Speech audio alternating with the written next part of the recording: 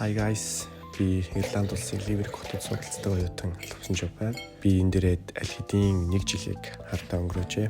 Миний энгийн нэгэн өдрөөр хамтдаа илцгаая. Миний энгийн өглөө 7 цаг 10 минутанд эхэлдэг. Обрин гэх сэндвичний кафед ажиллаад өнгөрсөн оны 4 сараас хойш ажилласан гэхээр нэг 8-9 сар бол ажиллаа нөгөө нэг битээ яг эндээд бол нөгөө нэг jobs гэдэг аппликейшнүүд дээр ингээд ажлын зар авч явдаг байхгүй юу. Тэгээд тийм ажил гарлаа гэдэг. Тэгээд би яг энэ Obrin гэдэг кафе гэрсэнд ийм кафе байд юм байна. Тэгээд ингээд kitchen porter болон юм дахиад ажил хайж байгаа юм байна гэдэг юм үү. Тэгээд анх ирж CV-г өгчөөсөн. Тэгээд CV-г өгсөнөөс нэг 7 хоногийн дараа над руу одоогийн менежер холбогдоод тэгээд анх ажил авчихсан. Энд ч үсчин те одоо нөгөө барбер хийдэг, үсчин хийдэг, маникюр хийдэг бол нөгөө тиймэрхүү ажил экспириенстэй болоод ажил олох илүү хялбар байдаг. Ер нь яг миний бодлоор бол яг тийм шиг санагддаг. Ягаад гэх юм бол энд ч нөгөө нэг эмэгтэйчүүд энэ маникюр тэгээд одоо юм үсчин иймэрхүү зүйлүүд нөгөө нэг айгүй их тийм салонууд айгүй их байдаг болохоор тиймэрхүү зүйл өөрийнхөө экспириенсээр өөрийнхөө ур чадвараар авах гэсэн амар байдаг. Тэгээд ерөнхийдөө нөгөө нэг одоо яг нэг сарын сүүл хэсэг болж байна те. Тэгээд яг энэ үеэр шинэ хүмүүс ажил авах жоохон бэрх байдаг. Ягаад гэх юм бол Christmas-ийн үеэр нэг ажил хэсэг ингээд бөөгнөж байгаа. Тэгээд тэрний араас нөгөө нэг ингээд ажил ингээд хөнгөлж эхэлдэг. Одоо гэхэд ингээд манай кафе өглөө хүмүүс өглөөний цайны үеэр ингээд баг хоосон шоу байхгүй юу. Тэгээд яг ийм ажил буурсан болохоор нөгөө нэг ажил олоход их хэцүү болж эхэлдэг те. Хүмүүс их юм бол Indeed гэж jobs гэдэг аппликейшнаар яг хүмүүс ингээд гаргаад байгаа багтаас алдаа гэх юм бол ингээд зүгээр онлайнаар ингээд аплайдаар суугаад байдаг гэхдээ онлайнаар аплайдаар байгаад энэ айгүй буруу юм шиг санагддаг. Очоод уулзаад ярилцаад энэ нөгөө нэг одоо фэйс болтож байгаа оюутлууд гэсэн дээр их ихтэй байдаг. Очоод ярилцаад ингэх юм бол ингээд өөрт нь экспириенс болдог. Очоод уулзаад энэ надаас ийм асуудал юм байна гэдэг ойлголттой болдог болохоор ялгуулах нөгөө нэг явсныхаа ястаа гэдэг чинь тийм. Амьдрахад ямар байна? Амьдралын нэгдэл байрны байр суурьнаар яг амьдрахад бол тийм угаасаа нөгөө нэг эхний ээлжинд хүн ажиллаа авахаас өмнө нөгөө юм зүйл хэцүү байдаг. Яг тэгэхээр энд нөгөө нэг энтихээ цалинтай харьцуулагдж байгаа болохоор яг Монголтай харьцуулах юм бол угаасаа өмнөх юм үү тий. Гэхдээ цалинтайгаа харьцуулах юм бол ер нь бол гайг байхгүй. Он гарах тоолгонд ингээд нөгөө цалин нэмэгдэх, цалин өсөхийн хэрээр бас ингээд юмныхан үн ингээд баг зэрэг нэмэгддэг. Гэхдээ яг нөгөө эхний ээлжинд ажиллаа ахлаад олчих юм бол цаашдаа ингээд амьдрахад бол ер нь их тийм хэцүү орн бол биш.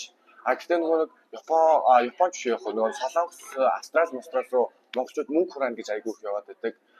Миний бодлоор шүү. Ирланд бол тэгж мөнгө хураагаад ах орн бол ер нь биш.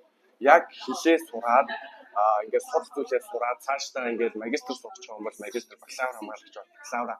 Бакалавра. Буцаад яг гэх юм бол маш боломжтой орн гэж байна. Мөнгө хураа гэх юм бол Ирланд боломжтой орн бол биш.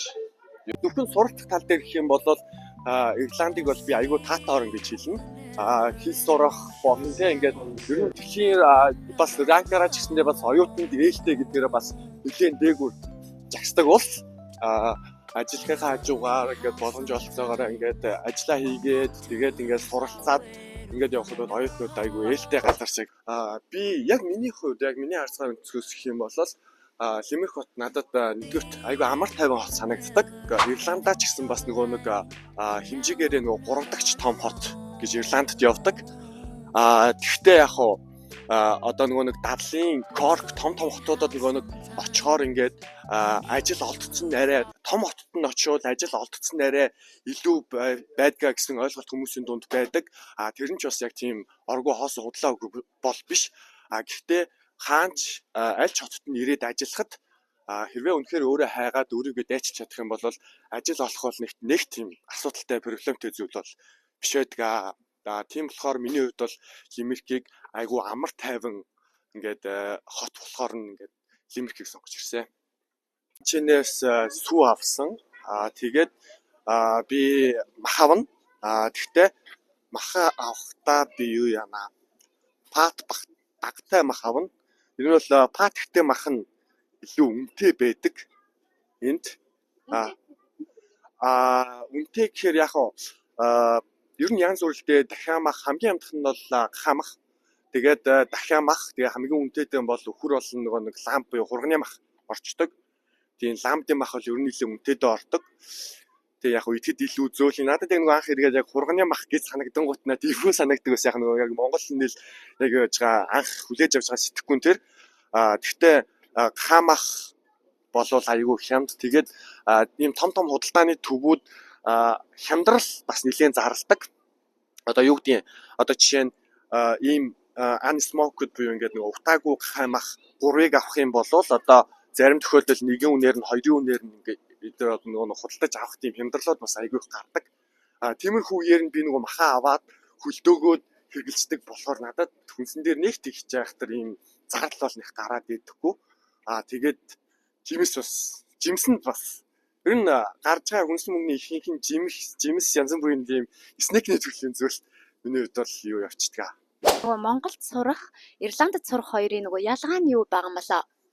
Монголд сурах, Ирландд сурах хоёрын ялгаа гэх юм бол яг нөгөө university, college гэдэг дээр хүмүүс нөгөө нэг акцент өгөөдөө одоо Европын орн болохоор Ирландын одоо боловсролын төвшин илүү сайн тийм байна гэсэн ойлголт ер нь хүмүүст ихэвчлэн байгаад хэвчээ надад Монголд бол сургалтын чанарын хувьд бол Ирландаас дутаад байх юм байхгүй. Хамгийн гол нь Ирланд бол ерөөсөө Монголоос даваа гарч байгаа нэг зүйл бол өөрөө орчин гэж би бол ер нь боддог. Яг хэл сурахад орчин айгүй нөлөөтэй байдаг. Яг хичээл зүтгэд залуучууд айгүйх байгаа. Зүгээр ингээд өөрөө яваад сурчдаг хичээгээд ойлгоод сурчдаг. Миний хувьд болонгууд яг зүгээр юм орчинд ирээд ингэж сураад би нэг гадаад явах нь ингээд амар их миний сонирхлыг татаад ингээд гадаадын орн үзхийг нэг айгүй хүсэж гад ирсэн хүн учраас надад бол мэдээж би хүсээд ирсэн учраас надад одоо нөгөө нэг ингэж шантарч нэг бууж өгöd байх тийм их байхгүй.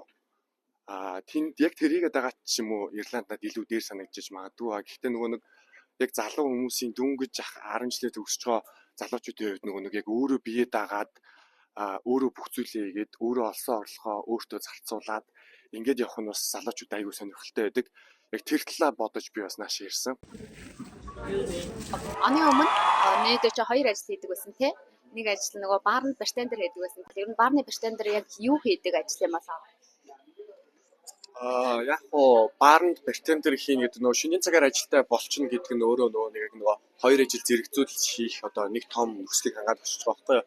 Яг би нөгөө нэг өглөөний цагаараа кафеда тэгээд 3 өдөр бүтэн цагаар ажиллах хугацаанд өдөртөө тэндээ ажиллаад орой 11-ээс хойш 10-аас хойш баарнд очиж ажилладаг байсан. Шөнө 3-4 хүртэл бартендер хийдэг байсан. Манай нэг Малайз найз маань надад энэ ажлыг санал болгосон. Тэгээ би найзаасаа ингээд ер нь бол бүгдийг асууж ингээд сурсан. Тэгээд ажилд ороод нэг сарын хугацаанд коктейлнуудаа найруулж сураад тэгээд ерөнхийдөө бол тренингийн маань хугацаа 7 хоног байсан ч гэсэндээ эхний нэг сарын хугацаанд бол ерөнхийдөө ингээд тренинг хийгээд туршаад ингээд шинэ сурах сар байсан гэж хэлж болно. Тийм. Тренингийн хугацаа цалинтай байдаг. Ихэнх газрууд цалинтай байдаг.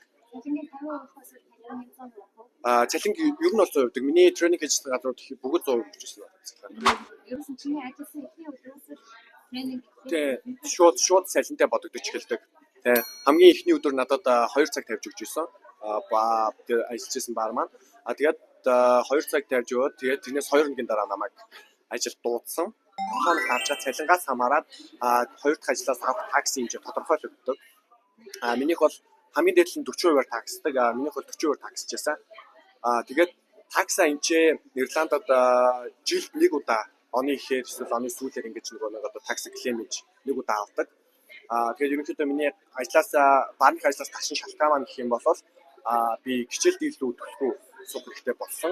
Захих юм байж их ч бодог баг. Яг миний надад тулгарсан асуудал дээрээс хаваад ярих юм бол ингээд CV бичих, CV гэж яг юу юм бэ? CV яг ямар байх хэрэгтэй бэ гэдэг талаар тодорхой хэмжээний ойлголттой болоод ирээрээ. За баярлалаа.